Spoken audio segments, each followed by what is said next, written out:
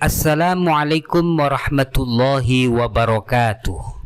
Sahabat istifadah yang dimuliakan Allah, semoga kita semua diberi kesehatan, kemudahan, kekuatan iman dan Islam, dan semoga kita beserta keluarga kita dijaga oleh Allah Subhanahu wa Ta'ala dari mara bahaya dan fitnah akhir zaman. Amin. Di era teknologi ini masih ada banyak orang yang menggunakan ilmu sihir atau ilmu santet guna menyakiti orang lain dengan menjadikannya sakit, gila, hancur ekonomi dan rumah tangganya, dan bahkan sampai meninggal dunia. Karena memang dunia ini tidak akan pernah sepi dari orang-orang hasut atau pendengki yang hatinya tidak pernah senang melihat orang lain hidup bahagia. Ia akan menggunakan berbagai macam cara untuk merampas kebahagiaannya, termasuk bersekutu dengan setan. Kebanyakan dari korban-korban sihir atau korban santet tidak mengetahui bahwa derita yang telah dialaminya adalah disebabkan oleh sihir. Maka sangat penting mengetahui tanda-tanda dari gangguan ilmu sihir, sehingga jika gangguan itu terjadi, dapat segera ditangani sebelum semuanya menjadi terlambat. Pada kesempatan kali ini, saya akan menyampaikan 14 tanda-tanda seseorang terkena gangguan sihir. 14 tanda ini tidak harus terpenuhi semuanya, namun 3 atau 4 tanda sudah cukup sebagai indikasi kuat adanya gangguan sihir pada diri seseorang. Silahkan diikuti dengan seksama sampai akhir. Mungkin tanda-tanda itu ada pada diri kita, keluarga, atau tetangga kita, hanya kita tidak mengetahuinya. Tanda yang pertama, suka berlama-lama berada di dalam WC. Orang yang terkena sihir biasanya suka berdiam lama di dalam WC, sekalipun tidak ada keperluan. Demikian ini adalah karena dipengaruhi oleh jin jahat hadam sihir yang berada di dalam tubuhnya. WC adalah tempat yang paling disukai jin. Aroma kotoran WC merupakan salah satu asupan mereka. Pantas saja kita diperintah oleh Rasulullah SAW untuk berdoa memohon perlindungan kepada Allah dari setan laki-laki dan setan perempuan setiap kali kita masuk ke dalam WC. Tanda kedua, emosi yang tidak terkontrol, mudah tersinggung, suka mengeluh. Jiwa orang yang terkena sihir sudah dibuat lelah oleh sihir dengan berbagai gangguan, seperti mimpi buruk, bisikan-bisikan dan lain sebagainya, sehingga bawaannya ingin selalu marah. Hal-hal kecil menjadi persoalan besar, baik dengan istri, anak, tetangga, dan relasi kerjanya. Tanda yang ketiga, dada terasa sesak. Orang yang terkena sihir atau santet akan merasakan sakit di bagian dada sampai ke ulu hatinya. Biasanya terjadi pada jam-jam atau waktu-waktu tertentu, seperti waktu antara asar dan maghrib, setelah maghrib, jam 12 malam, di hari kelahirannya, dan pada pasaran tertentu dalam kalender Jawa. Karena pada waktu-waktu itulah sihir atau santet sedang bekerja. Namun masalahnya, sakit tersebut tidak pernah dapat dideteksi oleh medis. Keempat, sering sakit kepala. Semua obat tidak ada yang dapat mengatasi sakitnya. Jin hadam dari sihir telah mengikat, meniup, dan menyerang sel-sel otak, sehingga orang yang terkena gangguan sihir sering mengalami lupa, terutama ketika melaksanakan sholat.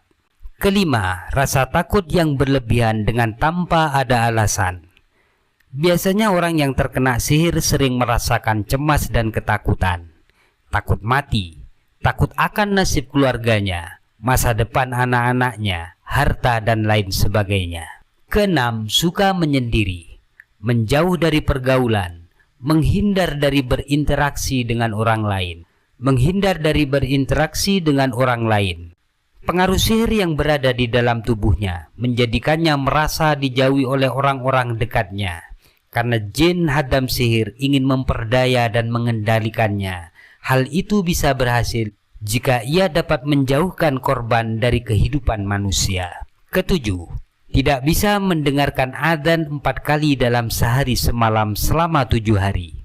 Jika kamu dapat mendengarkan adzan dengan hati yang tenang, baik dari handphone atau langsung dari seseorang yang adzan, asalkan adzannya dilakukan pada waktunya dan dikumandangkan dengan cara yang benar, dan kamu tidak merasakan sesak di dada, kepala pusing, jari-jari seperti ada yang menarik, maka berarti kamu aman dari santet atau sihir. Nabi Muhammad SAW juga menjelaskan bahwa setan jika mendengar suara adzan, maka ia akan lari sambil terkentut-kentut. Kenapa harus 7 hari? Karena terkadang dalam hari pertama, jin sembunyi dan tidak bereaksi, maka ia tidak akan bergerak sama sekali. Jika jin haddam bergerak, maka akan ada reaksi pada orang yang terkena sihir, seperti panas, dada sesak, mual, dan kepala pusing. Kedelapan, lari dari mendengarkan ruqyah atau zikir-zikir dan ayat-ayat Al-Quran. Orang yang terkena sihir jika mendengarkan ruqyah, maka ia akan merasa panas, sesak napas, dan sebagian dari anggota tubuhnya ada yang bergerak sendiri dan bahkan ada yang sampai kesurupan. Kesembilan, sulit untuk tidur dan bahkan terkadang takut untuk tidur. Biasanya yang dilakukan orang yang diganggu sihir, menggenggam kedua tangannya saat hendak tidur atau di pertengahan tidur. Silakan dicek diri kalian. Jika bisa tidur pulas tanpa dengan cara itu, berarti kamu orang yang bebas dari gangguan sihir. Kesepuluh, sering mengalami mimpi-mimpi yang menakutkan, seperti mimpi makanan yang berbau darah, mimpi ular, anjing, mayat, kiamat, disiksa, dikejar sesuatu, dikerumuni oleh orang-orang buruk, dan lain sebagainya.